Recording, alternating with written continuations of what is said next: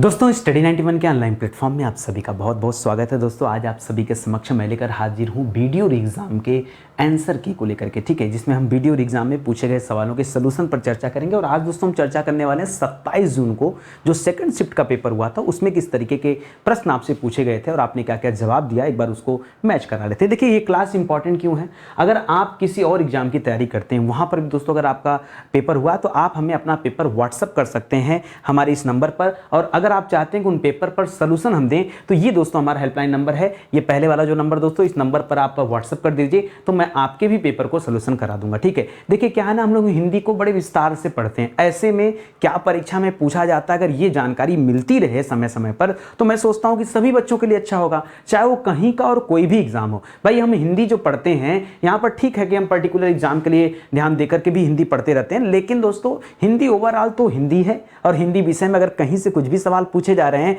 तो ऐसे में सलूशन जानना बड़ा जरूरी है, ठीक है। तो अगर आपको कहीं पेपर टफ लग रहा है और आप चाहते हैं कि मैं उस पेपर का सलूशन कराऊं तो आप अपना पेपर व्हाट्सअप कर दीजिए, मैं निश्चित रूप से दोस्तों सलूशन कराने को तैयार हूं। देखिए स्टडी 91 के प्लेटफॉर्म से और भी कई सारे विषय के फाउंडेशन बैच जारी किए गए, आप चाहें तो ज्वाइन कर सकते हैं। मैं सीधे अपने सवालों पर आना चाहूंगा और बताना चाहूंगा कि क्या क्या सवाल पूछा गया, ठीक है। पहला सवाल लिख रहा है कि निम्नलिखित में से नी उपसर्ग का प्रयोग दोस्तों कहां पर हुआ है। बहुत सारे बच्चों ने यहां पर गलती किया।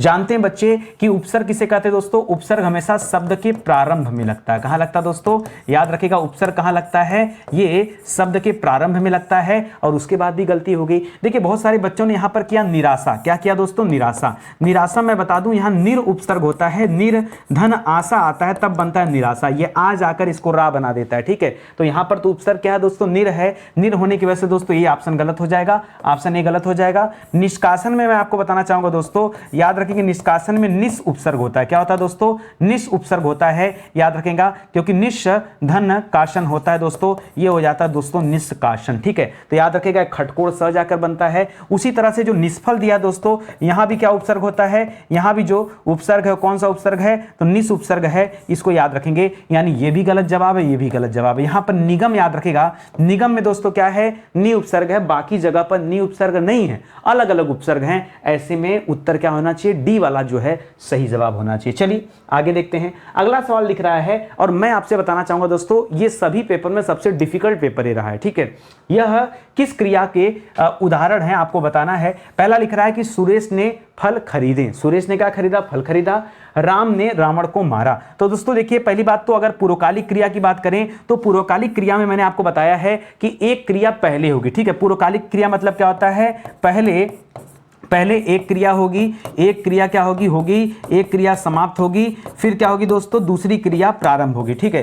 फिर क्या होगी, दूसरी क्रिया प्रारंभ होगी, दूसरी क्रिया प्रारंभ होगी। जैसे मैं कहूं दोस्तों कि बच्चा खाना खाकर सो गया, क्या मैं बोलूं, बच्चा खाना खाकर सो गया, तो पहले खाना खाया, एक क्रिया समाप्त हुई, फिर जो है सो गया, ठीक है। मां ने खाना खाकर दवा खाया, ठीक है, तो पहले खाना खाया फिर दवा खाया, ठीक है। मैं बाजार जाकर नहीं, मैं सब्जी लाकर बाजार गया, ठीक है, या मैं सब्जी लाकर खेलने गया, तो पहले सब्जी लाकर घर पे रखा और बाद में दोस्तों खेलने गया। इस तरह से दोस्तों ये पूर्वकालिक क्रिया होगा। तो यहां तो पूर्वकालिक है नहीं, यहां कोई नकारात्मक क्रिया भी नहीं है क्योंकि यहां नकारात्मकता की कोई बात ही नहीं हो रही। बात आती अकर्मक और सकर्मक की। तो अकर्मक किसे कहते हैं, याद रखेंगे जहां कर्म न हो, जहां कर्म न हो उसे अकर्मक कहते हैं। और सकर्मक किसे कहते हैं, जहां कर्म हो, ठीक है। तो आप देख लीजिए दोस्तों कर्म है कि नहीं है। यहां पर देखिए सुरेश करता हो गया, फल को खरीदना दोस्तों, खरीदना क्रिया हो गया और खरीदना क्या हो गया, क्रिया हो गया, और सुरेश करता हो गया, तो क्या यहां पर कर्म दोस्तों, तो ये जो फल शब्द लिख रहा है ये फल शब्द ही क्या दोस्तों, कर्म है यहां पर, ठीक है।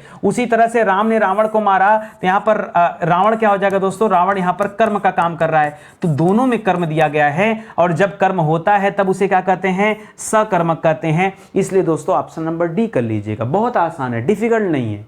इत्मीनान से आप चीजों को समझेंगे तो आपको हर सवाल का जवाब मिलेगा, ठीक है। आगे बढ़िए। अगला सवाल लिख रहा था कि अधोलिखित में से किस वाक्य में संप्रदान कारक है। देखिए कारक अगर आपने पढ़ा होगा तो संप्रदान की पहचान क्या होती है दोस्तों, संप्रदान का पहचान होता है के लिए, ठीक है, याद रखेगा के लिए। या फिर अपने भाषा में हम कहें तो मैंने आपको बताया कि संप्रदान में किसी को कुछ देना होता है। जैसे राजा ने गरीब को कंबल दिया और जो कुछ दे दिया जाता है उसे वापस नहीं लिया जाता है, तो याद रखेंगे संप्रदान संप्रदान के लिए या फिर दोस्तों दान वगैरह को भी या कुछ देने वगैरह को भी दोस्तों इसमें रखा जाता है, याद रखेंगे, तब हम कहते हैं संप्रदान कारक। पढ़िए, मैंने अपने पिताजी को अस्पताल में भर्ती करा दिया, ये तो गलत है दोस्तों, ठीक है। लेखक आजकल उपन्यास लिखने में व्यस्त है, ये भी गलत है। अमेरिका से पाकिस्तान को आर्थिक मदद मिलती रही है, अच्छा यहां देखिए कुछ मिल रहा है, आर्थिक मदद, ठीक है, दिया जा रहा है, और जब भी किसी को कुछ दिया जाए तो संप्रदान होता है।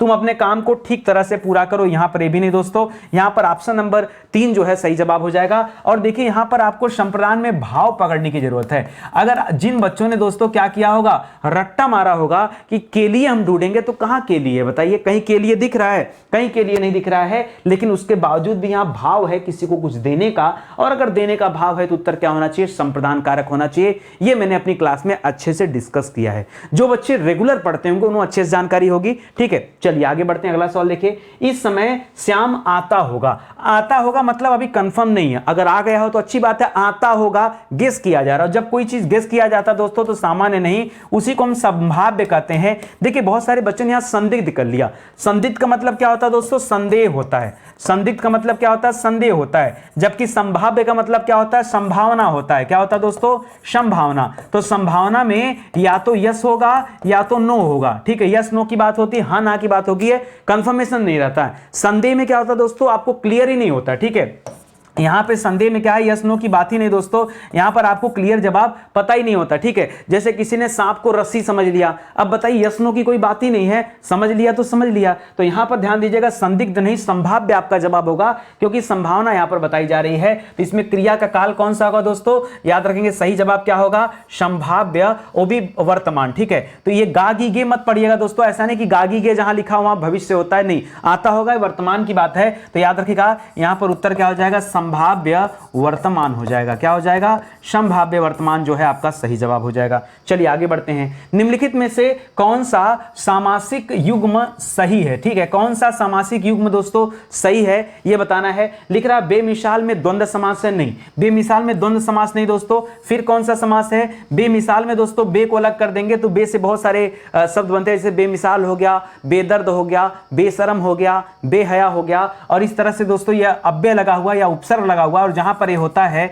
वहां उत्तर क्या होता है, अव्ययी भाव समास होता है। इसका मतलब पहला वाला उत्तर तो बिल्कुल नहीं है। दुरात्मा, महात्मा, ये सब द्विगु समास नहीं होते दोस्तों, ये कर्मधारय समास में आते हैं, ठीक है, याद रखेंगे, कर्मधारय समास में आते हैं, ठीक है। यहां पर कर्महीन, ये बिल्कुल सही है, कर्महीन मतलब कर्म से हीन, ठीक है, याद रखेंगे, कर्महीन का मतलब क्या हो गया, कर्म से हीन, याद रखेगा, इसे कर्महीन कहा जाता है। और यहां पर क्या हो जाएगा, यहां अपादान तत्पुरुष हो जाएगा, ठीक है, क्या हो जाएगा, अपादान तत्पुरुष हो जाएगा, ठीक है। कर्म से हीन मतलब कर्म से दूर की बात की जा रही है, ठीक है। तो दूरी के संबंध में हमेशा क्या होता है, अपादान होता है। से देख करके कर्ता ने कर्म को करण से मत कर दीजिएगा, बहुत सारे बच्चे ऐसे करण कारक कर सकते हैं, करण तत्पुरुष कर सकते हो, गलत हो जाएगा। चतुरानंद भी गलत लिखा दोस्तों, अव्ययी भाव समास नहीं है। चतुरानंद क्या दोस्तों, चतुरानंद किसे कहा जाता है, यह कहा जाता है जिसके पास चार आनंद हो, चार मुख हो दोस्तों, उसे क्या कहा जाता है, चतुरानंद। तो ब्रह्मा जी को कहा जाता है, याद रखेंगे, किसका पर्यायवाची है, ब्रह्मा जी को। और जहां किसी तीसरे पद का बोध होता है, याद रखेगा, तीसरा पद हो गया, और जहां तीसरे पद का बोध होता है वहां क्या होता है दोस्तों, याद रखेंगे, वहां बहुब्रीहि समास होता है। क्या होता है, बहुब्रीहि समास होता है। तो यहां पर ध्यान देना है कि गलती क्या है दोस्तों, सब गलत है, एक ही सही है, ऑप्शन नंबर 3। आई बात समझ में। चलिए इत्मीनान से हम लोग करेंगे, कोई जल्दीबाजी नहीं है ना, जल्दीबाजी में देखिए हमारे साथ पेपर सोल्यूशन मत किया करिए। मैं इसलिए बहुत आराम से अपनी क्लास में से डिस्कस कर रहा हूं कि किसी को कोई आपत्ति ना हो, ठीक है। अब लो नसानी, अब न नसहियो, इसमें कौन सा दोस्तों रस है, ठीक है। देखिए रस और अलंकार जब किसी इस तरह के पद देता है तो आप कभी देखिए यूट्यूब पर मैंने क्लास दिया है कि कौन सा पद किसने कहा है, या पदों में अलंकार या रस कौन कौन से हैं, तो दोस्तों मैं आपको बताऊंगा। अब लो नसानी, अब देखिए यहाँ करुण रस की बात नहीं दोस्तों, यहाँ शांत रस की बात है, अद्भुत की कोई बात नहीं है। वीर रस, देखिए आप समझा करिए ना, वीर रस का स्थायी भाव क्या होता है दोस्तों, उत्साह होता है। क्या पढ़ने में आपको कोई उत्साह नजर आ रहा है, या कहीं शोक की बात हो रही है, ठीक है, कहीं आश्चर्य की बात हो रही है, नहीं। तो याद रखिएगा बाकी के ऑप्शन तो एलिमिनेट हो गए ना, आपको सीखना क्या है, याद रखिएगा यहां निर्वेद है, यहां पर क्या दोस्तों, निर्वेद यानी शांत रस, या फिर इसका संबंध दोस्तों वैराग्य से लगा सकते हैं, ठीक है।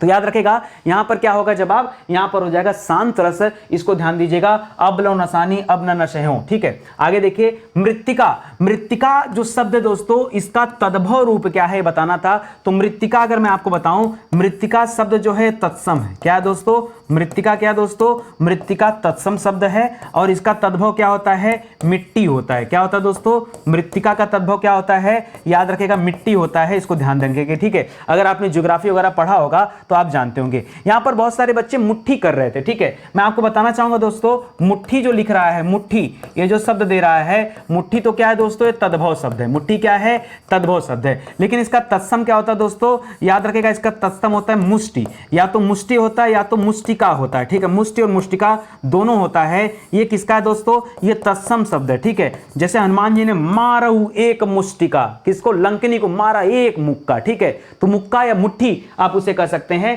ठीक है, यहां पर हो जाएगा। तो याद रखेगा यहां पर ऑप्शन नंबर फिलहाल डी जो है वो राइट आंसर है। लिख रहा है काली घटा का घमंड घटा। यहां पर दोस्तों आपसे अलंकार जानना चाह रहा था कि कौन सा अलंकार है। तो देखिए काली घटा का घमंड घटा, यहां 2 बार घटा घटा शब्द आ रहा है। ठीक है, कितने बार आ रहा है दोस्तों, घटा घटा शब्द जो है ये 2 बार आ रहा है। और जब कभी क्या होता है दोस्तों, आपने पढ़ा है कि जब कभी शब्द की आवृत्ति हो, क्या हो दोस्तों, जब कभी शब्द की आवृत्ति हो किंतु दोस्तों क्या हो, अर्थ जो हो वो अलग अलग हो। क्या हो दोस्तों, अर्थ अलग अलग हो, तब उसे हम क्या कहते हैं, तब हम उसे कहते हैं उपमा, क्या कहते हैं, सॉरी यमक अलंकार। क्या कहते हैं, तब उसे हम यमक कहते हैं। ठीक है, यमक अलंकार। उपमा तो दोस्तों सासी से सम समान सरिस आ जाएगा, तो उपमा रूपक और श्लेष नहीं दोस्तों, यहां पर क्या हो जाएगा, यमक अलंकार। अब अलग अलग अर्थ क्या है, लिख रहा है काली घटा का घमंड घटा। तो याद रखिएगा घटा मतलब होता है बादल, काले बादल का घमंड घटा, घटा मतलब हो गया घट गया, घट जाना मतलब कम हो जाना। ठीक है, कम हो जाना। ठीक है, तो याद रखिए दोस्तों घट जाना ये वहां पर है, तो इस तरफ दोस्तों हो जाएगा। तो याद रखेगा यहां पर यमक अलंकार है। ठीक है, इसी तरह आता है 3 बेर खाती है वो 3 बेर खाती थी। ठीक है, ठीक है, तो 3 बेर मतलब बेर फल हो गया, 3 बेर मतलब बेर को बार कहा गया। ठीक है, कि 3 बार, इस तरह से हो जाता, तो वहां भी यमक अलंकार है। कनक कनक तैसोगुनी मां दत्ता अधिकाय, एक कनक का मत धतुरा और दूसरे कनक का अर्थ क्या हो जाएगा दोस्तों, सोना हो जाएगा। तो यहां पर वो भी दिया है। इनमें से आगार शब्द का पर्यायवाची दोस्तों कौन सा शब्द नहीं है। देखिए मैं आपको बताना चाहूंगा आगार कहते किसे। ठीक है, तो ध्यान दीजिएगा दोस्तों, आगार को अपनी भाषा में हम घर कह सकते हैं, आगार को अपनी भाषा में हम गृह कह सकते हैं। ठीक है, आगार को अपनी भाषा में हम, यहां देखिए पता नहीं मुझे पेपर जो मिला उसमें क्लियर एचडी में नहीं लिखा था, अगर ये घाम लिखा है तब तो ये गलत हो जाएगा, लेकिन अगर ये धाम लिखा है तब ये दोस्तों क्या हो जाएगा, सही हो जाएगा। आगार को धाम भी कहते हैं, आगार को भवन भी कहते हैं और आगार को आवास भी कहते हैं, आगार को निकेतन भी कहते हैं, आगार को मंदिर भी कहते हैं, आगार को आलय भी कहते हैं। ऐसे बहुत सारी पर्यायवाची है। ठीक है, ऐसी बहुत सारी पर्यायवाची जो आगार का पर्यायवाची है। तो याद रखेगा आवास भवन भी हो जाएगा दोस्तों, सब लिख ही दिया हूं, भवन लिखा हूं, लिख गया। ठीक है, तो आप एक बार चेक कर लीजिएगा कि यहां क्या लिखा है। समझ लीजिए, मैं बता दे रहा हूं साफ साफ तौर पे, मुझे एचडी दिख नहीं रहा है। अगर यहां घ लिखा है घ, ठीक है, अगर घाम लिखा है तब तो गलत हो जाएगा, लेकिन अगर ये धाम लिखा है तब ये क्या हो जाएगा, सही हो जाएगा। एक बार आप कमेंट करके मुझे बताएगा। मैं तो यहां पर घाम लिखा हूं क्योंकि एक ऑप्शन तो गलत करना पड़ेगा, तो ऑप्शन नंबर 2 मुझे लग रहा है घाम लिखा हुआ है। ठीक है, एक बार अपने पेपर में आप मैच करा लीजिए कि क्या है। ठीक है, पेपर मेरे पास था नहीं, जो कुछ स्कैन होकर आया था उसमें ऐसा ही महसूस होता है। प्रश्न दिया था दोस्तों गद्यांश का 10 से लेकर 14 तक का जवाब आपको देना था, तो आइए गद्यांश पढ़ते हैं, फटाफट जवाब देते हैं। लिख रहा है सच्ची मित्रता जितनी बहुमूल्य होती है उसे बनाए रखना भी उतना ही कठिन होता है। इस मित्रता को स्थिर और दृढ़ रखने के लिए सबसे महत्वपूर्ण आवश्यक तथ्य है क्या, सहिष्णुता और उदारता। इसको हाईलाइट करिए, आगे सवाल है। ठीक है, कह रहा है कि प्रत्येक व्यक्ति में कुछ न कुछ कमी रहती ही है। पूर्ण निर्दोष और सर्वगुण संपन्न व्यक्ति कोई भी नहीं, धरती पर कोई भी ऐसा नहीं जो सर्वगुण संपन्न हो, जिसमें कोई भी दोष न हो, ऐसा व्यक्ति कोई नहीं है। अतः मित्र के अवगुणों पर ध्यान नहीं देना चाहिए, किस पे, मित्र के कमियों पर ध्यान नहीं देना चाहिए। दोष दर्शन और एक दूसरे पर छींटाकशी करना। ठीक है, छींटाकशी से क्या होता है दोस्तों, मित्रता में दरार पैदा होती है या उसके पैदा होने का भय बना रहता है। आज भौतिकवादी युग है, इस युग में सच्चे मित्र का मिलना वैसे भी कठिन है। अधिकतर मित्र अपना उल्लू सीधा करने के लिए मित्रता का स्वांग रचते हैं। स्वांग मतलब दिखावा, ढोंग रचते हैं। ठीक है, और अपना काम बन जाने के बाद अंगूठा दिखाकर चलते बनते हैं। ऐसे मित्र सामने प्रिय बोलते हैं लेकिन पीछे विष वमन करते हैं। इसको हाईलाइट करिए, सवाल यहां से आया है, लेकिन पीछे विष वमन का, विष वमन माने पता क्या होता है, पीछे जहर उगलना।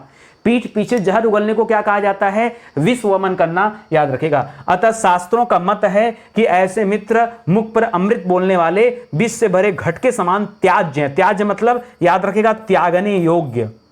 क्या मतलब होता है दोस्तों? त्याज्य का मतलब क्या है? त्यागने योग्य है। रामचरितमानस में कहा गया है, जे न मित्र दुख हो ही दुखारी, तीन ही विलोकत पातक भारी। ये पातक भी हाईलाइट करिए, यहां से भी सवाल बना है। तो चलिए देखते हैं सवाल क्या बना है और आपने जवाब क्या दिया है। मैं आपको बताना चाहूंगा दोस्तों, बहुत डिफिकल्ट एक गद्यांश है। अभी जितने भी गद्यांश में कराया हूं उसमें सबसे डिफिकल्ट यही है। लिख रहा है, कैसे मित्र विष से भरे घट माने होता है दोस्तों, विष से भरे घड़े के समान। घट माने क्या होता है? घड़े के समान। त्याज्य होते हैं, त्याज्य मतलब मैंने बताया त्यागने योग्य होते हैं।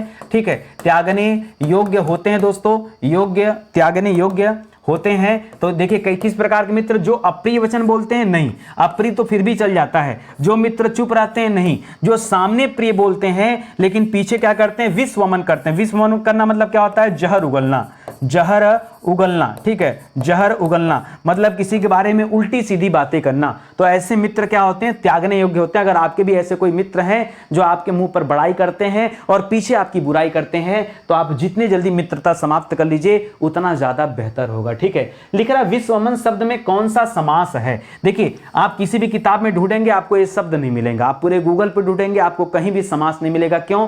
पहली बार ये सवाल, चलो कुछ तो नया सवाल आपसे पूछा गया। तो विष वमन दोस्तों कौन सा समास है? मैंने कहा विष वमन का अर्थ क्या होता है पहले समझिए। ठीक है, विष वमन का अर्थ क्या होता है? तो याद रखेगा जहर उगलने वाला। ठीक है, जहर उगलने वाला। ठीक है, तो याद रखेगा जब आपका डायरेक्शन किसी, आपका इशारा किसी व्यक्ति की तरफ है, तब देखिए वहां पर तीसरा पद होता है, तो इस तरह बहुब्रीहि समास हो जाएगा। अब बहुत बच्चे यहां पर कहेंगे नहीं सर द्वंद्व कर लीजिए। देखिए द्वंद्व से कोई लेना देना नहीं। क्यों? क्योंकि दोस्तों द्वंद्व समास के लिए, द्वंद्व समास की खासियत क्या होती है आपको पता है? जहां पर दोनों पद प्रधान हो। ठीक है, दोनों पद प्रधान हो। पहले आप मुझे बताइए यहां दोनों पद हैं कौन से? ठीक है, तो प्रधानता हम कैसे सिद्ध करेंगे? तो ये तो नहीं हो सकता।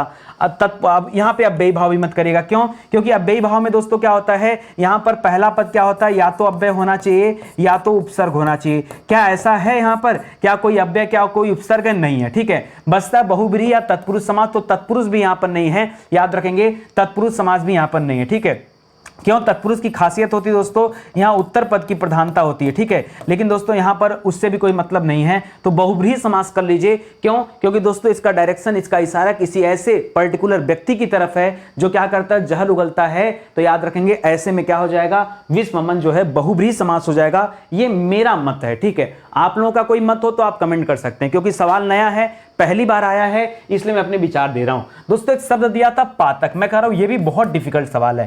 पातक शब्द का विलोम आपसे पूछा था। देखिए आप में से कोई बच्चा विलोम तभी बता सकता है जब उसे पातक का अर्थ पता हो। ठीक है भाई, आप कैसे विलोम पता करेंगे? जैसे मैंने कहा कौआ का विलोम बताइए। अब जो कौआ का नाम सुना नहीं होगा या कौए के बारे में नहीं जानता होगा, वो कोयल को कैसे बताएगा? कभी नहीं बता पाएगा। ठीक है, तो याद रखेंगे दोस्तों यहां पर पातक माने क्या होता है? तो पातक का पहले अर्थ समझिए। पातक का अर्थ होता है दोस्तों पाप। क्या होता है दोस्तों? पातक का अर्थ क्या होता है? पाप। पाप को दोस्तों अघ भी कहा जाता है, याद रखेंगे, और पाप को अघन्या भी कहा जाता है। ठीक है, अघन्या। ठीक है, तो अघ या अघन्या। ठीक है, तो ये सब पाप में होते हैं। तो पाप का उल्टा क्या होता है? पुण्य होता है, इसलिए आप यहां पे कर लेंगे। तो पाप, अपराध और उपकार मत करिएगा। ठीक है, गलत हो जाएगा। ये पातक शब्द का विलोम पूछा था तो पुण्य हो जाएगा। कितना डिफिकल्ट पूछ दिया, सवाल अंदर से ले जाके पूछ रहा है, आसान सवाल नहीं। पर्यायवाची पूछा तो गृह या घर का नहीं पूछा, आगार दे दिया, एक नया वर्ड दे दिया आपके सामने और आपसे बताया कि बताइए क्या होगा। ठीक है, अगला देखिए सवाल, कर मित्रता को स्थिर और दृढ़ रखने के लिए सबसे महत्वपूर्ण आवश्यक तथ्य कौन सा? दोस्तों उधार लेना देना नहीं, समय पर सहायता न करना नहीं, सहिष्णुता और उदारता। पीछे मैंने बताया था कि सहिष्णुता और उदारता क्या है? ये मित्रता को स्थिर और दृढ़ रखने के लिए, मतलब लंबे समय तक बनाए रखने के लिए क्या है? आवश्यक तत्व है। तो यही जवाब आपका सही हो जाएगा। 14वां सवाल दोस्तों लिख रहा है, किस कारण से मित्रता में दरार पैदा होने का भय बना रहता है? तो याद रखेगा दोष दर्शन और छींटाकशी करने से। यानी आप अपने मित्रों में हमेशा क्या देखते रहिए? दोष देखते रहिए और हमेशा एक दूसरे के ऊपर छींटाकशी करते रहिए, मतलब एक दूसरे के दोष को बताने में लगे रहिए। तो इससे क्या होता है? दोस्ती में दरार आ जाता है। तो ये पहला ऑप्शन है दोस्तों, क्या हो जाएगा? पहला है कि कौन सा दूसरा है? देख लीजिए एक बार। हाँ, पहला ऑप्शन है दोस्तों, यहां पर सही हो जाएगा। आगे बढ़िए, निम्नलिखित पंक्तियां किस कवि या कवित्री की है बताना है। असुवन जल सींच सींच प्रेमी बल बेल बोई, अब तबेली फैल गई, आनंद फल हुई करिएगा, हुई, ठीक है, हुई। तो याद रखिएगा किसका कथन दोस्तों, ये मीराबाई का कथन है, याद रखेंगे। पहली बात जब पढ़ेंगे तो आपको लगेगा कि कोई जेंट्स से इसका संबंध नहीं है, ये स्त्रीलिंग में बातें बोई गई हैं, तो याद रखिएगा ये मीराबाई का कथन है और बड़ा इंपॉर्टेंट है, सवाल आया यहां से, ठीक है।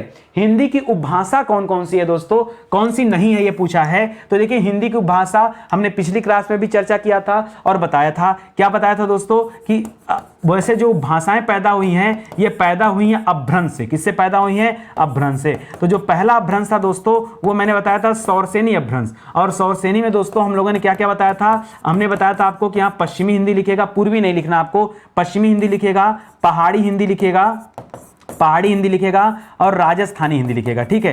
तो वहीं से देखिए आपको यहां पकड़ लेना सवाल, पूर्वी हिंदी भी भाग होता है, ठीक है, पूर्वी और सौरसेनी हो गया। इसके अलावा मैंने आपको बताया था मागधी, मागधी में क्या बताया था, मगध बिहार में है तो याद रखेगा बिहारी हिंदी, ठीक है। और एक तीसरा आपको बताया था अलग से अर्धमागधी, क्या बताया था, अर्धमागधी। अर्धमागधी में क्या बताया था दोस्तों, याद रखेगा पूर्वी हिंदी हो जाएगा, यहां पर क्या हो जाएगा, पूर्वी हिंदी हो जाएगा। अब आप यहीं से मैच करा लीजिए, ठीक है। तो पूर्वी हिंदी प्रकार होता है, पहाड़ी भी होता है, पश्चिमी भी होता है। मालवी हिंदी याद रखेगा, ये मालवी जो दोस्तों ये राजस्थानी के भेद हैं, ठीक है। राजस्थानी के कितने भेद हैं दोस्तों, 4 भेद हैं। तो याद रखेगा कौन कौन से, याद रखेगा मालवी हिंदी, मालवी हिंदी है, और क्या दोस्तों, मेवाती हिंदी है, मेवाती हिंदी है, मारवाड़ी हिंदी है, मारवाड़ी हिंदी है, और जयपुरी है यहां पर, ठीक है। याद रखेंगे इस तरह से ये 4 है, ठीक है। तो याद रखेगा ये तो उपभाषा हो गया, ये तो उपभाषा हो गया। और ये जो मेवाती दे दिया दोस्तों आपके सामने, क्या दिया, मालवी दिया है, ये क्या दोस्तों, ये बोलियां हैं। मेवाती या मालवी क्या है दोस्तों, ये बोलियां हैं। तो यहां पर ये उपभाषा नहीं, ये बोलियों का प्रकार है, ठीक है। तो इसको भी ध्यान दीजिएगा। ये सब इस तरह से सवाल मैंने आपको इतना ब्रीफ करके पढ़ाया कि कहीं कोई दिक्कत नहीं होनी चाहिए मेरे हिसाब से, ठीक है। आगे बढ़िए, निम्नलिखित में से कौन सा स्वर संधि स्वर का भेद नहीं है। अच्छा, स्वर संधि का भेद दोस्तों कितने होते हैं, तो आपको बताएगा दोस्तों कुल 5 भेद होते हैं। पहला होता है दोस्तों दीर्घ स्वर संधि, दूसरा होता है दोस्तों गुण स्वर संधि, तीसरा होता है दोस्तों कौन सा, वृद्धि स्वर संधि, वृद्धि स्वर संधि, चौथा होता है दोस्तों हिरण स्वर संधि, और 5वां होता है अयादि स्वर संधि। यही तो है। तो याद रखिएगा यहां हल संधि दोस्तों ये गलत जवाब है। अच्छा, हल संधि किसे कहते हैं मैं बता दूं आपको। हल संधि अगर आपने कहीं देख लिया ना, हल संधि, तो हल संधि का मतलब समझिए। हल संधि किसे कहते हैं, व्यंजन को कहते हैं। हल संधि किसे कहते हैं, व्यंजन संधि का ही दूसरा नाम क्या दोस्तों, हल संधि है। तो याद रखेगा, तो व्यंजन संधि तो इसका प्रकार है नहीं, इसलिए दोस्तों इस सवाल में क्या हो जाएगा, ऑप्शन नंबर 1 जो है ये आपका सही जवाब हो जाएगा, ठीक है। चलिए अगले सवाल में आइए। लिख रहा है किस व्यंजन के उच्चारण में जिह्वा जो है दोस्तों ये तालु से नहीं टकराती है। तालु से किसके उच्चारण में नहीं टकराती है, तो देखिए यहां आपको समझना पड़ेगा। अगर दोस्तों मैं यहां बात करूं दोस्तों संघर्षी व्यंजन की, किसकी बात करूं, एक देखिए एक होता है संघर्षी व्यंजन, संघर्षी व्यंजन, ठीक है, और दूसरा होता है दोस्तों स्पर्श संघर्षी व्यंजन। क्या होता है दोस्तों, संघर्षी और स्पर्श संघर्षी व्यंजन, ये 2 होते हैं। परीक्षा में आता है सवाल, ठीक है। तो अगर पूछे आपसे संघर्षी व्यंजन तो आप बताइए दोस्तों श ख श ह, ठीक है, छोटा वाला स, फिर ख, फिर बड़ा वाला श, फिर ह, ठीक है। स ख स ह संघर्षी कहलाते हैं, और च छ ज और झ ये क्या कहलाते हैं दोस्तों, ये स्पर्श संघर्षी कहे जाते हैं। तो देखिए ये तो संघर्षी, ये भी संघर्षी, ये भी संघर्षी, क्या नहीं है घ। घ दोस्तों क्या है दोस्तों, ये कंठ वर्ड है। क्या दोस्तों, ये कैसा वर्ड है, ये कंठ वर्ड है। तो इसको दोस्तों आप याद रखेगा, ये संघर्षी में नहीं आता है, बाकी संघर्षी में आएगा। अब जो बच्चा दोस्तों संघर्षी और स्पर्श संघर्षी जानता होगा उसी को एक कॉन्सेप्ट क्लियर होगा। अब मैं बार बार आपसे कह रहा हूं, इसीलिए समझा रहा हूं, आप एक किताब रखिए अपने पास, ये अपनी हिंदी की किताब है, ठीक है। 299 रुपए में किताब हमारे ऑनलाइन प्लेटफॉर्म से भारत के प्रत्येक कोने में भेजी जा रही है। आप कन्याकुमारी में बैठ कर ऑर्डर करेंगे तो भी यही प्राइस है, और आप हमारे मुझसे 1 किलोमीटर दूर से ऑर्डर करेंगे तो भी आपके लिए यही प्राइस है। दोस्तों कहीं से भी आप ऑर्डर कर सकते हैं। बाकी हमारे प्लेटफॉर्म के अलावा अगर आप चाहते हैं और अन्य प्लेटफॉर्म से, तो फिर फ्लिपकार्ट है, अमेजन है, वहां भी ये किताब अवेलेबल है। इस किताब का नाम है अपनी हिंदी, आपकी अपनी हिंदी। ये सारी बातें दोस्तों इस किताब में लिखी गई हैं, और 5000 सवाल भी इस किताब में दिए गए। थोड़ी मोड़ी नहीं, आप इसकी मोटाई देख लीजिए, पूरे 500 पेज की किताब है, 1-2 पेज की नहीं दोस्तों, पूरे 500 पेज की किताब है। 36 चैप्टर दिए गए हैं, इससे आपकी बेहतर तैयारी हो जाएगी। सारे सवाल, सारे कॉन्सेप्ट यहां पर मेंशन है, ठीक है। चलिए आगे बढ़िए। अगला लिख रहा था दोस्तों पत्र लेखन। पत्र लेखन के बारे में कौन सा विकल्प सही नहीं लगता ये बताना है। लिख रहा अपने से छोटों को पत्र लिखते समय, जो कोई अपने से छोटे हैं उनको पत्र लिखते समय जब पत्र का समापन होता है, जहां उपसंहार होता है, वहां पर तुम्हारा या तुम्हारी या फिर शुभचिंतक क्या होता है, शुभचिंतक या शुभाकांक्षी या हितैषी जैसे शब्दों का प्रयोग होना चाहिए, बिल्कुल सही है। अगला लिख रहा है दोस्तों, सरकारी कार्यालयों में लिखे जाने वाले पत्रों में अभिवादन में सादर नमस्ते लिखा जाना चाहिए, नहीं। अगर सरकारी पत्र है तो मैंने आपको समझाया है कि वहां पर भवदीय लिखा करिए। क्या लिखे दोस्तों, भवदीय शब्द लिखा जाता है, यहां नमस्ते वस्ते नहीं लिखा जाता, ठीक है। तो ऑप्शन नंबर बी ही दोस्तों गलत मिल गया। तीसरा लिख रहा है, माताजी पिताजी या अन्य किसी बड़े को जब पत्र लिखा जाता है तो उसमें आदरणीय शब्द लिखा जाता है, पूज्य शब्द लिखा जाता है, यह भी सही है। और वैयक्तिक पत्रों में, वैयक्तिक का मतलब क्या हो गया, व्यक्तिगत। व्यक्ति का मतलब क्या होगा दोस्तों, याद रखेगा, व्यक्तिगत पत्रों में औपचारिकता नहीं होती। जी हां दोस्तों, क्यों, हमने पढ़ा है कि व्यक्तिगत पत्र कैसे होते हैं, या अनौपचारिक होते हैं। क्या होते हैं दोस्तों, या अनौपचारिक होते हैं, हमने ये पढ़ा है। तो जाहिर सी बात है औपचारिकता नहीं होती है, तभी तो अनौपचारिकता होती है, ठीक है। तो इस तरह से दोस्तों आपने पता कर लिया और ऑप्शन नंबर 2 यहां पर आपको गलत दिख गया। आगे बढ़िए, अगला सवाल लिख रहा है, कवि भूषण। कवि भूषण दोस्तों किस काल के कवि थे, बहुत प्रसिद्ध कवि दोस्तों कवि भूषण, याद रखेगा रीति काल के कवि हैं। यहां दोस्तों याद रखेगा, कवि भूषण का नाम अगर कवि परीक्षा में पूछ दे, ठीक है, या कवि बिहारी दास का नाम पूछ दे, किसका नाम पूछ दे दोस्तों, कवि बिहारी दास जी का नाम पूछ दे, ठीक है, बिहारी दास जी का नाम पूछ दे, तो ये लोग दोस्तों प्रसिद्ध कवि रहे दोस्तों, किसके, ये रीति काल के कवि रहे, ठीक है। तो यहां पर आपका जवाब क्या हो जाएगा, रीति काल हो जाएगा, ठीक है। आगे बढ़िए दोस्तों, लिख रहा है, निम्नलिखित में अंतस्थ व्यंजन कौन से। अंतस्थ व्यंजन की संख्या कितनी होती है दोस्तों, हिंदी में 4 होता है। कौन कौन सा होता है, य, र, ल और य, र, लवा होता है दोस्तों, याद रखेगा, ठीक है। ये छत्रज्ञ और विसर्ग, अब देखिए यहां पर दोनों अलग अलग है। ये जो विसर्ग है ये क्या है दोस्तों, ये कंठ ध्वनि है, ठीक है। जबकि छत्रज्ञ जो दिया है ये क्या है, ये संयुक्त व्यंजन है। क्या दोस्तों, ये संयुक्त व्यंजन है, ठीक है। उसी तरह से अब देखिए यहां पर मैं आपको बता दूं, ये जो री दिया है, ये री क्या दोस्तों, ये मूर्धा है। और उसके अलावा दोस्तों याद रखेगा, ई दे दे, छोटी ई दे दे, बड़ी ई दे दे, ठीक है, या फिर य दे दे, या फिर च दे दे, ठीक है। नहीं, या नहीं, रुकिए, या तो फिर क्या करते दोस्तों, ई। पहले ऐसे समझिए, अगर आपको स्वर की बात करें तो ई को क्या माना जाता है दोस्तों, तालु माना जाता है। अच्छा, आप आगे अपने मन से ए, ऐ, ओ, औ ये सब मत कर लीजिएगा, नहीं तो फिर क्या हो जाएगा दोस्तों, गड़बड़ हो जाएगा, ठीक है। इसी तरह से दोस्तों याद रखेगा, यहां पर कुछ शब्द और देता है, ठीक है, प्लस करिए, जो भी बता रहा था मैं आपको, य और स। अब आप कहेंगे सर य तो अंतस्थ में आता है, लेकिन य का उच्चारण स्थान दोस्तों तालु भी माना जाता है। तो य और स और साथ साथ दोस्तों पूरा का पूरा च वर्ग। च वर्ग मतलब क्या हो गया, च, छ, ज, झ, ये सभी के सभी क्या कहलाते हैं दोस्तों, ये सभी के सभी तालु वर्ग में ही आते हैं, ठीक है। इसी तरह से सख, सह, ये उष्ण व्यंजन हो गया। क्या हो गया दोस्तों, यह अगर अलग अलग देखेंगे तो क्या हो जाएगा, यह उष्ण व्यंजन का एग्जांपल है। तो फिलहाल आपको अपना जवाब चाहिए था अंतस्थ का, वो दोस्तों आपको ऑप्शन नंबर 1 पर नजर आ गया, ठीक है। आगे बढ़िए, लिख रहा घुमक्कड़ शास्त्र किसकी रचना है। तो पिछले पेपर में दोस्तों पूछा था आपसे किसके बारे में, राहुल सांस्कृत्यायन के बारे में, ठीक है, कि इनकी काव्य वृत्ति किस प्रकार की रही है। तो हमने बताया था यात्रा वृत्तांत। इन्होंने इनकी जो प्रसिद्धि मिली है दोस्तों, वो यात्रा वृत्तांत पर इनको प्रसिद्धि मिली है, याद रखेंगे। इस तरह से दोस्तों इस सवाल का सही जवाब क्या हो जाएगा, घुमक्कड़ शास्त्री इनकी रचना है, याद रखेंगे, ठीक है। तो ऑप्शन नंबर 1 जो है सही जवाब हो जाएगा। लिख रहा है कौन सी कहानी प्रेमचंद जी की नहीं है। कौन सी कहानी प्रेमचंद जी की नहीं है, तो झूठा सच, ईदगाह, परीक्षा और बड़े भाई साहब, याद रखेगा। तीनों जो नीचे वाली रचना दोस्तों, ये किसकी रचना दोस्तों, ये मुंशी प्रेमचंद जी की रचना है, याद रखेंगे। और ये जो झूठा सच है दोस्तों, ये गलत जवाब है, ठीक है। अब आपके मन में अगला सवाल आ गया कि सर झूठा सच अगर इनकी रचना नहीं है तो किसकी रचना है, याद रखेगा यशपाल जी की रचना है। किसकी रचना दोस्तों, ये रचना किसकी है, झूठा सच, याद रखेंगे ये यशपाल जी की रचना है, ये ध्यान में रखना आपको, ठीक है। यशपाल जी की रचना है झूठा सच, ठीक है। तो यहां पर ये गलत हो जाएगा। और आपसे पूछा भी था कि भाई कौन सी प्रेमचंद जी की कहानी नहीं है। अगला सवाल दे रहा है कि कोष्ठक में दिए गए विराम चिन्ह का नाम क्या है, ठीक है। ये एक्चुअली विराम चिन्ह नहीं था दोस्तों, यहां सेमी कॉलम बना था, ऐसा था, इसको देख लीजिएगा। मैं आपको एक एक बता देता हूं। देखिए, जब ये सिंबल दे तो इसे पूर्ण विराम कहते हैं। क्या कहते हैं दोस्तों, इसे पूर्ण विराम कहते हैं। ये आपका पहला सवाल हो गया। दूसरा सवाल याद रखिए, जब खाली कॉमा दे दे, ठीक है, तो कामा को क्या कहते हैं दोस्तों, कामा को हम कहते हैं अर्धविराम। क्या कहते हैं दोस्तों, कामा को हम क्या कहते हैं, अर्धविराम।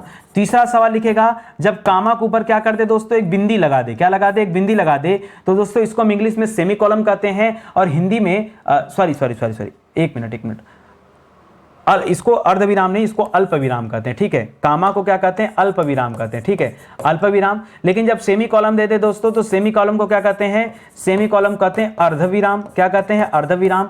और उसी तरह से दोस्तों क्या दे दे, चौथा पॉइंट, अगर दोनों ऐसे पॉइंट लगा दे, ऐसे पॉइंट लगा दे, तो इसे क्या कहते हैं, इसे कहते हैं उपविराम। क्या कहते हैं दोस्तों, उपविराम। और आपके प्रश्न में जैसा कि निर्देशक चिन्ह दे रहा है, तो देखिए जब इस तरह से सिंबल बनता है ना, तो इसे क्या कहते हैं, इसे निर्देशक चिन्ह कहते हैं, ठीक है, निर्देशक चिन्ह कहते हैं, ठीक है, निर्देशक चिन्ह कहते हैं, क्योंकि यहां से आप निर्देश देना चाहते हैं। और उद्धरण दोस्तों किस प्रकार होता है, तो याद रखिएगा, जब किसी बात को आप सिंगल डबल यूनिटेड कामा या फिर सिंगल यूनिटेड कामा में लिखते हैं, तो इसे ही क्या कहते हैं दोस्तों, इसी को उद्धरण चिन्ह कहते हैं। क्या कहते हैं, इसी को उद्धरण चिन्ह कहते हैं, ठीक है। तो मुझे लगता है आप पर्याप्त अच्छे ढंग से आप समझ चुके होंगे कि यहाँ पर जवाब क्या होना चाहिए। सेमी कॉलम की बात किया था और उसे अर्धविराम कहते हैं, तो ऐसे कर लीजिएगा दोस्तों, ये आपका अर्धविराम हो जाएगा। समझ में आ रहा है ना अच्छे से, अर्धविराम, अल्पविराम, सारी चीजें आप ध्यान दीजिएगा, ठीक है। अगला सवाल लिख रहा है दोस्तों, किस विकल्प में सही विलोम युग्म दोस्तों नहीं है, ये बताना है कहां पर नहीं है, ठीक है। तो प्रशंसा का दोस्तों निंदा हो जाएगा, सही है। स्वकीय का परकीय भी सही है। सज्जन का दुर्जन भी सही है। और याद रखेगा प्रलय का ध्वंस जो लिख रहा है दोस्तों, यह ध्वंस नहीं होता है, ध्वंस का विलोम क्या होता है, निर्माण होता है। क्योंकि दोस्तों यहां जो लिख रहा है ना, ध्वंस का प्रलय, ये तो अर्थ लिख रहा है, ठीक है, और आपको अर्थ नहीं, आपको विलोम बताना है, ठीक है। तो याद रखेगा दोस्तों, विलोम क्या हो जाएगा, यहां पर विलोम याद रखेगा, यहां पर हो जाएगा, यहां पर ध्वंस का विलोम निर्माण हो जाता है, ठीक है। ध्यान दीजिएगा दोस्तों, स्टडी 91 के प्लेटफॉर्म से कई सारे विषय के लिए फाउंडेशन बैच है, और उसमें हमारा जो सुपर सेलिंग बैच है वो हिंदी इंडिविजुअल का बैच है। तो आप मौका दीजिए, एक बार जुड़िए हमारे साथ, फिर आपको लगेगा कि वाकई जो नितिन सर कह रहे हैं सही है। और एक चीज तो जानते हैं आप, मैं बार बार आपसे कहता हूं कि आप कोई भी विषय पढ़िए तो एक बार पढ़िए, एक बार पढ़ने के बाद आपकी पूरी चीजें दोस्तों तैयार हो जानी चाहिए। बार बार आप एग्जाम को लेकर जो विषय पढ़ते हैं ना, वो स्टाइल गलत है, मुझे लगता है गलत है, तो उसको जरा देख ताक के करिए। चलिए आगे बढ़ते हैं दोस्तों। अगला सवाल लिख रहा है दोस्तों, निम्नलिखित पंक्तियों में कौन सा रस है, क्या बताना दोस्तों, यहां पर रस बताना है। हे सारथे, हे द्रोण, क्या देवेंद्र भी आकर अड़े, है खेल क्षत्रिय बालकों का विभेदन कर लड़े, मैं सत्य कहता हूं सके सुकुमार मत जानो मुझे, यमराज से भी युद्ध में प्रस्तुत सदा मानो मुझे। ये जो पद है दोस्तों, ये अभिमन्यु के पद हैं। किसके पद है दोस्तों, ये अभिमन्यु बोल रहे हैं, क्योंकि अब जब अभिमन्यु पहुंच चुके हैं दोस्तों कहां पर, महाभारत में पहुंच चुके हैं, और दोस्तों लड़ने के लिए दोस्तों क्या कर रहे हैं, अब यहां पर कह रहे हैं, तो यहां पर रस कौन सा हो जाएगा, वीर रस। क्यों, क्योंकि पढ़ने मात्र से दोस्तों उत्साह आ रहा है, तो याद रखेंगे, तो यह उत्साह का भाव है। श्रृंगार तब होता जब रति का भाव होता, करुण तब होता जब शोक का भाव होता, भयानक तब होता जब भय का भाव होता, ठीक है। तो याद रखेंगे इस प्रकार सही जवाब क्या है, ऑप्शन नंबर 1 इस सवाल का सही उत्तर है। आगे बढ़िए, रहीमन पानी राखिए बिन पानी सब सून, पानी गए न उबरे मोती मानिस चून। यहां पानी के दोस्तों कई सारे अर्थ और यहां एक ही पानी में दोस्तों कई सारे अर्थ चिपके हैं। याद रखेगा शेष श्लेष अलंकार तब होता है जब क्या होता है दोस्तों, एक ही शब्द के क्या हो दोस्तों, अनेक अर्थ हो, ठीक है। याद रखेगा क्या हो दोस्तों, अनेक अर्थ हो, तब उसे क्या कहा जाता है दोस्तों, अर्थ हो, तब उसे क्या कहा जाता है, तब उसे कहा जाता है यहां पर श्लेष अलंकार, ठीक है। तो इस प्रकार इस सवाल में क्या हो जाएगा, श्लेष हो जाएगा, ठीक है। आगे बढ़िए, करा दक्षिण का विलोम क्या है, ये भी डिफिकल्ट सवाल। हमेशा आपको लगता है कि पूरब का विलोम क्या होता है दोस्तों, पूर्व अगर कहीं लिखा है तो पूर्व का विलोम क्या हो जाएगा, पश्चिम हो जाएगा, ठीक है। और हमेशा आपका सोचना होता है कि कहीं उत्तर लिखा हो तो उत्तर का विलोम क्या हो जाएगा, दक्षिण हो जाएगा। वैसे आप गलत नहीं सोचते हैं, सही सोचते हैं, ठीक है। लेकिन क्या करेंगे जब सवाल यहां पर मिल नहीं रहा है, ठीक है। अच्छा चलिए मैं आपको अगला बताता हूं। अगर मैं आपसे पूछूं बाएं का विलोम क्या होता है, तब बहुत आराम से आप कह देंगे सर दाएं होता है, सही है, ठीक है। आइए अब कुछ थोड़ा सा हम अलग पकड़ते हैं, ठीक है। याद रखेगा ये जो लिखा वाम वृत्त क्या होता है दोस्तों, वाम वृत्त मतलब होता है बाएं मुड़, ठीक है। उसी तरह से वाम का अपोजिट क्या होता है, याद रखेगा दक्षिण होता है, या दक्षिण वृत्त होता है, दाम वृत्त नहीं होता, ठीक है। तो वाम का अपोजिट क्या हो जाएगा दोस्तों, दक्षिण हो जाएगा, या दक्षिण का अपोजिट क्या हो जाएगा, वाम हो जाएगा। बाकी के ऑप्शन गलत हैं। अगर आपने थोड़ा सा भी दिमाग खर्च किया होता तो आपको चीजें समझ में आ गई होती, ठीक है। तो याद रखेगा ऑप्शन नंबर 1 यहां पर सही उत्तर है। लिख रहा है किस वाक्यांश के लिए प्रयुक्त शब्द सार्थक नहीं है, जो सार्थक नहीं उसका पता करिए। करा बुरे मार्ग पर चलने वाले को कुमार्गी कहा जाता कहलाता है? जी हाँ, याद रखिएगा, जो सही मार्ग पर चलता है उसे सन्मार्गी कहते हैं, जो बुरे मार्ग पर चलता है उसे कुमार्गी कहते हैं। छुटकारा दिलाने वाले को त्राता कहते हैं, ये भी सही है, बहुत सारे बच्चों ने इसे किया है, ठीक है, लेकिन त्राता मतलब छुटकारा दिलाने वाला, ठीक है। आकाश में घूमने वालों के लिए जो आकाश वृत्ति शब्द लिखा है दोस्तों, ये गलत लिखा है। आकाश में घूमने वाले को क्या कहते हैं दोस्तों? याद रखिएगा, नभचर कहते हैं। क्या कहते हैं दोस्तों? नभ में विचरण करने वाला क्या कहलाता है? नभचर कहलाता है। इसको याद रखिएगा। नभ का मतलब क्या होता है? नभ का मतलब क्या हो जाता है? आकाश हो जाता है, और आप जानते हैं ये इसकी पर्यायवाची भी है, ठीक है। तो याद रखिएगा, नभ में विचरण करने वाले को नभचर कहते हैं, ये गलत लिखा हुआ है। जिसे करना कठिन हो उसे दुष्कर कहते हैं, ठीक है। अब आपके मन में एक सवाल आ रहा होगा कि सर ये जो लिख रहा है आकाश वृत्ति लिख रहा है ना, आकाश वृत्ति, सर ये आकाश वृत्ति का अर्थ क्या होता है? यह भी सवाल आपके मन में खड़ा होगा। बिल्कुल सही दोस्तों, आकाश वृत्ति मतलब ऐसी वृत्ति, ऐसी वृत्ति। आपने फिर टोक दिया सर वृत्ति का मतलब बताइए। वृत्ति का तात्पर्य होता है ऐसी जीविका। आप समझ गए? जीविका मतलब वो जो जीने के लिए होता है, ठीक है। तो ऐसी जीविका जिसका ऐसी जीविका जिसका क्या हो, जिसका जीविका जिसका क्या कह सकते हो, जिसका ठिकाना न हो, ठीक है, जिसका ठिकाना न हो, ठीक है। जैसे एक होता है ना, जैसे बहुत सारे जो मजदूर हैं उनके काम करने का जगह स्थान फिक्स नहीं है।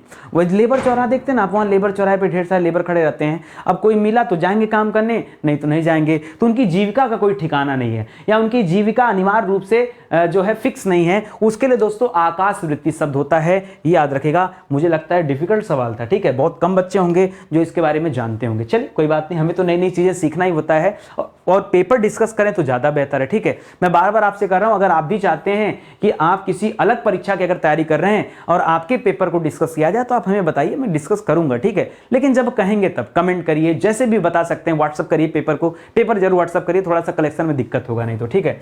निम्नलिखित में से किस शब्द की वर्तनी दोस्तों सही है बताना था। तो पर्याप्त तो होता नहीं है, पर्याप्त की जगह क्या होता है? पर्याप्त होता है, ऐसे लिखा जाएगा पर्याप्त, ठीक है। तो ये तो गलत लिखा है। याज्ञवल्क्य बिल्कुल सही लिखा था। परीक्षण दोस्तों गलत लिखा था, परीक्षण में बड़ी की मात्रा रहती, ठीक है, याद रखेंगे। और मतांतर कोई शब्द नहीं होता, शब्द क्या होता है? मतांतर होता है, ठीक है। क्या शब्द होता है? मतांतर। मत धन अंतर क्या होता है? मत धन अंतर बराबर क्या हो जाएगा? मतांतर होगा ना, ये अ जाके आ की मात्रा लगाएगा तो मतांतर शब्द बनेगा। मतांतर कोई शब्द नहीं होता, ठीक है। इस तरह से एक ही ऑप्शन सही है, वो है ऑप्शन नंबर 2, याज्ञवल्क्य दोस्तों, ये सही लिखा हुआ है, ठीक है। आगे आइए, करण निम्न में से प्रज्ञा और मनीषा शब्द का पर्यायवाची दोस्तों नहीं है। आपको बताना कि प्रज्ञा और मनीषा का पर्यायवाची कौन सा नहीं है। तो प्रज्ञा मनीषा विवेक को भी कहा जाता है, मेधा को भी कहा जाता है, मति को भी कहा जाता है। विधाता किसे कहा जाता है दोस्तों? तो विधाता याद रखेगा ब्रह्मा जी को कहा जाता है। किसे कहा जाता है? विधाता किसे कहा जाता है? ब्रह्मा को कहा जाता है। ब्रह्मा को दोस्तों चतुरानन भी कहा जाता है। ब्रह्मा जी को दोस्तों याद रखेगा सृष्टा भी कहा जाता है, सृष्टा भी कहा जाता है। ब्रह्मा जी को दोस्तों याद रखेगा अंडभव नहीं, ठीक है। अंडभव तो दोस्तों मछली को कहा जाता है, जिसका जन्म अंडे से होता है, ठीक है। इनके लिए दोस्तों एक अच्छा सा नाम है, ठीक है, बड़ा अच्छा सा नाम है, ठीक है, वो भी इन्हें कहा जाता है, नाम नहीं याद आ रहा है मुझे, ठीक है। चलिए आएगा तो बता दूंगा। बाकी दोस्तों विधि विधाता, ठीक है, विधान और इस तरह के जो शब्द होते हैं दोस्तों वो भी इन्हीं से संबंधित हैं, तो याद रखेंगे। ये सब ब्रह्मा जी की पर्यायवाची है, ध्यान रखेंगे, ठीक है। आगे बढ़िए, नद्यागमन, नद्यागमन या नद्यागम पूछ दिया तो कोई बात नहीं, चलिए आइए करते हैं। जैसे यहाँ लिखा नद्या, ठीक है, तो नद्यागम, देखिए आप इसको नहीं समझ पाएंगे, थोड़ा सा यहाँ पर चेंज करना पड़ेगा। एक्चुअली में ये ऐसे लिखा था नद्यागम, ठीक है, अब आपको समझ में आया। अब यहाँ पर देखिए इसके दो खंड हो सकते हैं, एक तो नदी होगा, और नदी याद रखेगा, नदी में तो हमेशा बड़ी की मात्रा होती, तो अपने मन से छोटी मत लगाएगा, ठीक है। नदी धन आगम, नदी धन आगम बराबर क्या हो जाएगा दोस्तों? नद्यागम हो जाएगा, इसको याद रखेंगे। तो नदी धन आगम, देखिए नद्या धन गम नहीं, नदी धन आगम, नदी मत करिएगा, अपने मन से क्यों नदी कर रहे हो, मूल सब तो यही है ना, तो नदी धन आगम करिए, सही हो जाएगा। तो ऑप्शन नंबर 3 जो दिया है वो बिल्कुल सही दिया गया है। और अगर संधि पूछ देता तो द्या द के साथ यह है, यह के साथ कोई अर्ध वर्ड हो तो दोस्तों उसे क्या कहते हैं? यण स्वर संधि कहते हैं। क्या कहते हैं? यण स्वर संधि, तो इसको याद रखेंगे। लिख रहा है आजकल लेखक उपन्यास लिख रहा है, रेखांकित शब्द में कौन सा कारक है, ठीक है। उपन्यास लिखना मतलब क्या होता है दोस्तों? उपन्यास के लिए, देखिए संप्रदान में तो कारक चिन्ह के लिए होता है, ठीक है, तो यहाँ के लिए का तो कोई मतलब है नहीं, एलिमिनेट करना शुरू करिए। अपादान दोस्तों दूरी के संदर्भ में होता है, भय के संदर्भ में होता है, ठीक है, डर के संदर्भ में होता है, ठीक है, किसके किसके में, डर के संदर्भ में होता है, और यहाँ पर अलगाव के संदर्भ में होता है, तो दोस्तों यहाँ पर भी इसका कोई संबंध नहीं, तो दो तो पक्का नहीं होंगे। अब कर्ता ने कर्म को, यहाँ पर कर्म कारक के लिए क्या होता है दोस्तों, को होता है, और कर्ता ने कर्म को करण से, तो लिख रहा है लेखक आजकल उपन्यास से लिख रहा है, नहीं उपन्यास को लिख रहा है, से नहीं दोस्तों, उपन्यास से लिख रहा है या उपन्यास को लिख रहा है, तो यहाँ कर्म कारक माना जा सकता है, ठीक है। यहाँ पर हिडन है, यहाँ पर इसका भाव दोस्तों छिपा हुआ है उपन्यास को, तो ये दोस्तों क्या है, ये भाव यहाँ पर क्या है, छिपा हुआ है, इसलिए नहीं दिख रहा है, ठीक है। तो अभी आपने ढूंढ निकाला उसको, तो यहाँ पर क्या हो जाएगा, सीधे सीधे कर्म कारक हो जाएगा। जब प्रश्नों से बात करेंगे ना तो अपने आप उत्तर निकल कर आएगा, घबराने की जरूरत नहीं है, घबराने से कुछ नहीं होता है, ठीक है। आगे बढ़िए, लिख रहा है नाला, नाला शब्द का स्त्रीलिंग क्या हो जाएगा, सिंपल सी बात है, नाला का नाली हो जाएगा, ठीक है, तो याद रखेंगे। चलिए आगे बढ़ते हैं, लिख रहा अंगद का पैर होना, अंगद का पैर होना है जो मुहावरा है दोस्तों, इस मुहावरे का अर्थ इसमें से कौन सा है, प्रतिज्ञा जिसे कभी न डिगे, डिगे मतलब कभी, डिगे का मतलब क्या होता है, कभी न हटे, ऐसे समझिए, ठीक है, ऐसी प्रतिज्ञा।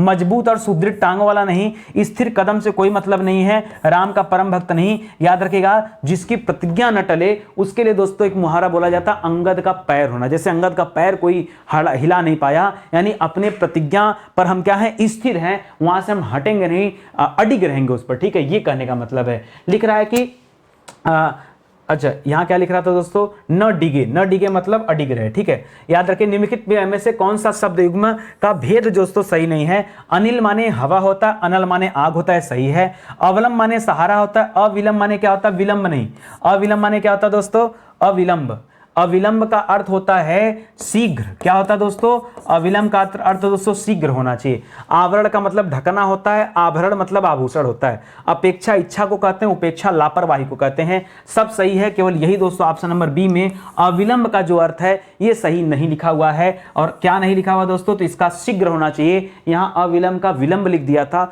बहुत सारे बच्चों ने हो सकता है जल्दीबाजी में कर भी दिया हो, लेकिन ये गलत दिया गया है। राखनहार, राखनहार शब्द में निम्नलिखित में से कौन सा प्रत्यय है दोस्तों, तो याद रखिएगा राखनहार में, तो याद रखिएगा राखनहार जो शब्द बना है, जैसे यहां पे मैं लिख दिया राखनहार, तो इसमें मूल शब्द क्या है दोस्तों, इसमें मूल शब्द लिखेंगे तो मूल शब्द है दोस्तों रख, ठीक है। क्या है दोस्तों, मूल शब्द क्या है, राखनहार मतलब रखने वाला, ठीक है। तो याद रखिएगा रखने वाले से संबंध है, और यहां पर एक कृदंत प्रत्यय है, क्या होगा दोस्तों, तद्धित नहीं होगा, कृदंत प्रत्यय। फिर आपके मन में सवाल आया, सर क्या होता है कृदंत प्रत्यय। कृदंत प्रत्यय के कई प्रकार होते हैं, तद्धित के भी कई प्रकार होते हैं, ठीक है दोनों प्रत्यय, ठीक है। लेकिन अब आपको क्या होता है ये समझना है, तो मैं बड़े आसान भाषा में समझाया हूं अपने पेड क्लासेस में, अपने हिंदी इंडिविजुअल के बैच में, आप वहां आइए समय दीजिए। देखिए आज मैं अगर इसको बता भी दूंगा तो भी ऐसे हिंदी में बहुत सारे पॉइंट्स हैं, टॉपिक हैं जहां आपको परेशानियां होती हैं। मैं कह रहा हूं आप बार बार हिंदी मत पढ़िए, आप हिंदी को एक बार पढ़िए। किससे, एक बार आप ये किताब को पढ़िए और एक बार आप हमारे बैच को पढ़िए। इस किताब में 5000 सवाल, बैच में 3000 सवाल, अलग अलग पूरे कितने सवाल हो गए, 8000 सवाल।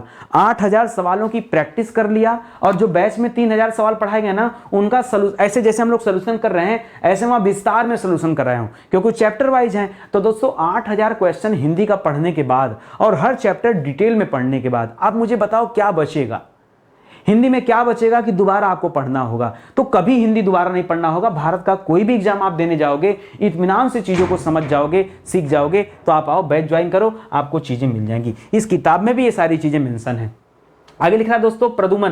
प्रद्युमन शब्द की वर्तनी दोस्तों आपको बताना है, तो प्रद्युम्न होता है, ऐसे प्रद्यु करेंगे, फिर आधा म करेंगे, फिर न करेंगे, ये दोस्तों सही होगा प्रद्युम्न, ठीक है। तो ये वाला दोस्तों सही हो जाएगा, द्यु लिखिएगा, प्रद्युमन नहीं, प्रद्युम्न नहीं, ये सब गलत है, ऑप्शन नंबर 1 सही है। लिख रहा निम्न में से कौन सा वाक्य शुद्ध है, जो शुद्ध वाक्य हो बताइए। बालक छत में खेल रहा है, नहीं, छत में नहीं दोस्तों, छत पर खेल रहा है दोस्तों, ये होना चाहिए, गलत हो जाएगा। श्वेता मेरे पास दौड़ती हुई आई, ये तो हो सकता है। एक किताब कहानी की दे दीजिए, एक कहानी की किताब दोस्तों, यहां पर पद क्रम दोष है, क्या दोस्तों, पद क्रम दोष है, यहां कहानी की किताब होना चाहिए, ये गलत हो गया।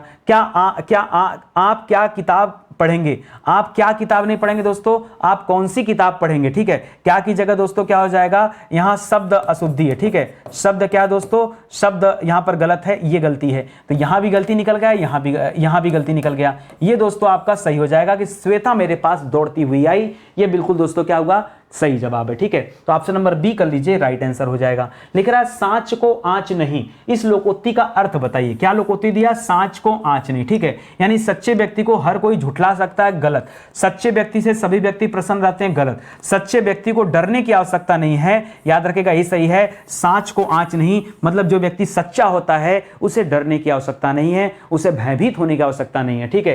क्यों? क्योंकि सांच को आंच नहीं यानी सत्य की रक्षा भगवान करते हैं। चाम का तत्सम रूप क्या दोस्तों? तो चाम का अर्थ ही दोस्तों क्या होता है? चमड़ा होता है, ठीक है। तो चाहे चाम कहिए चाहे चमड़ा कहिए, जब इसके तत्सम रूप की आप बात करते हैं तो इसका तत्सम रूप होता है चर्म। क्या होता है दोस्तों?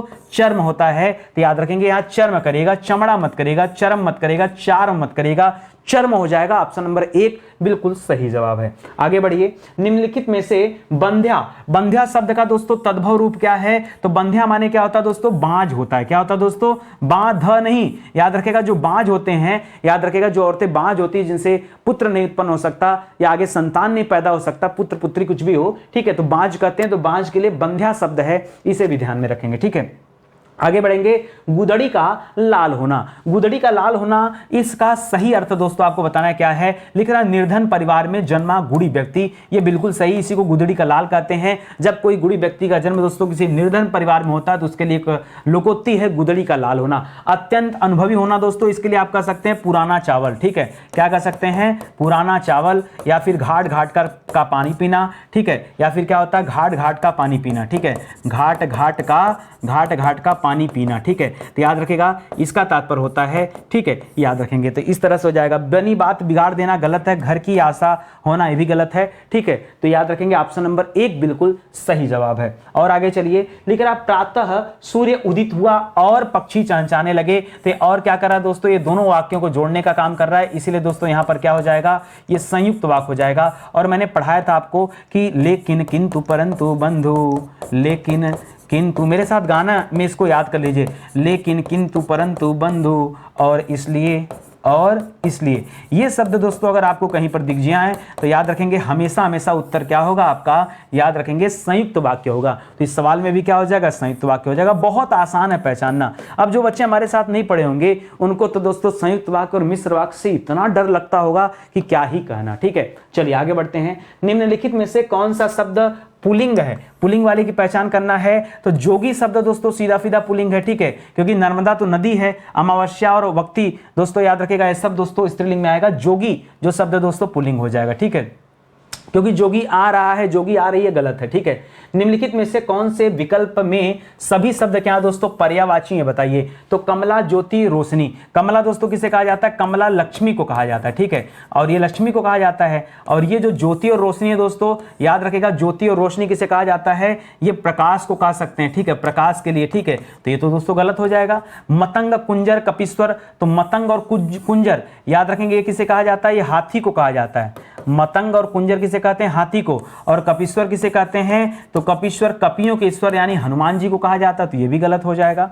लिख रहा कुटिल, दुर्जन, इंदिवर। कुटिल और दुर्जन दोस्तों किसे कहते हैं? याद रखेगा ये दोस्तों किसे कहते हैं? ये असभ्य व्यक्ति को कहा जाता है। किसे?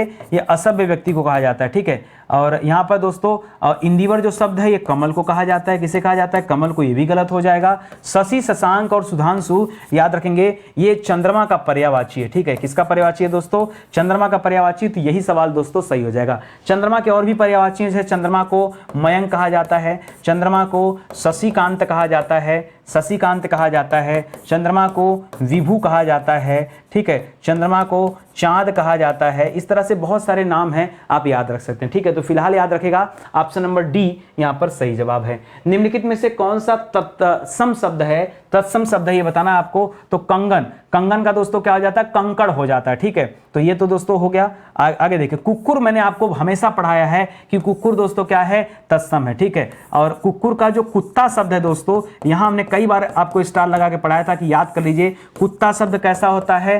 तद्भव होता है। और बार बार मैंने रिपीट कराया आपको, ठीक है, तो याद रखेंगे। उसी तरह से कछुआ तो पहले से तद्भव है, इसका तत्सम क्या होगा दोस्तों? अगर पूछ ले इसका तत्सम तो बताएगा कछुआ का तत्सम होता है कच्छप। क्या होता है? कच्छप। उसी तरह से कचहरी जो शब्द दिया दोस्तों, कचहरी, कचहरी का दोस्तों तत्सम क्या होता है? तत्सम क्या होगा दोस्तों, तो याद रखेगा इसका तत्सम होता है कृत्य गृह। क्या होता है दोस्तों, कृत्य गृह होता है कचहरी का, ठीक है। और क्या दिया था, कंगन ना, तो कंगन अगर लिखा है तो कंगन का दोस्तों तत्सम क्या हो जाता है, कंगन का तत्सम हो जाता है कंकड़। क्या हो जाता है दोस्तों, कंकड़, ये होता है, ये याद रखेगा। ये भी बड़ा इंपॉर्टेंट सवाल है क्योंकि परीक्षा में आया ना तो बहुत सारे बच्चे गलत ही करेंगे, ठीक है, सोचते नहीं है, पढ़े नहीं होंगे तो गलतियां तो होंगी, ठीक है। तो ऑप्शन नंबर 3 करिएगा। आगे लिख रहा अंकेक्षक। अंकेक्षक शब्द के लिए सही वाक्यांश दोस्तों क्या है ये बताना आपको। अंकेक्षक के लिए अंक यानी गोद में खेलने वाला बच्चा नहीं, अंकों की गणना करने वाला नहीं, अंकों के साथ खेलने वाला नहीं, आय व्यय का जो आय व्यय के आंकड़ों की जो जांच करने वाले होते हैं दोस्तों, उसे हम अंकेक्षक कहते हैं। इसी अंकेक्षक को इंग्लिश में क्या कहा जाता है दोस्तों, ऑडिटर कहा जाता है। क्या कहा जाता है, ऑडिटर, ठीक है। तो याद रखेंगे। लिख रहा निम्नलिखित विकल्प में से कौन सा वाक्य मिश्रित वाक्य है। मिश्रित वाक्य में क्या मिलेगा दोस्तों, जैसे आपको कहीं पर की मिल गया, ठीक है, यहां पर दोस्तों क्या मिल गया आपको, जैसे की शब्द मिल गया, या फिर जो मिल गया, सो मिल गया, जो मिल गया, सो मिल गया, जैसा मिल गया, जैसा मिल गया, वैसा मिल गया, ठीक है। तो इस तरह के दोस्तों जब मिल गया, तब मिल गया, ठीक है, जब तब मिल गया, ठीक है। तो इस तरह के शब्द मिलेंगे तो याद रखेंगे किसका पहचान है, ये मिश्रित का पहचान है। जब मैं छोटी थी तब, तो देखिए जब और तब मिल गया, यही उत्तर हो जाएगा। छोटी बच्ची साइकिल चलाती है तो दोस्तों सरल वाक्य है, क्या है, ये सरल वाक्य है, ठीक है। मैं छुटपन में साइकिल चलाती थी, ये भी सरल वाक्य है। मैं छोटी थी और साइकिल चलाती थी, ये संयुक्त वाक्य हो जाएगा, ठीक है। क्या हो जाएगा, ये संयुक्त वाक्य हो जाएगा। तो देखिए बी, सी और डी ये तो गलत है, एक ही हो गया। तो देखिए अगर आपको चीजें पता है, ये छोटा सा बात पता है आपको, तो कभी भी आपको डरने की आवश्यकता नहीं है। हमेशा जो भी आपके सवाल परीक्षा में पूछे जाएंगे वो ऑटोमेटिक सही होंगे। प्रसाद और प्रासाद में क्या अंतर है दोस्तों, तो देखिए जब कभी आपके सामने प्रसाद दे दे, क्या दे दे दोस्तों, प्रसाद दे दे,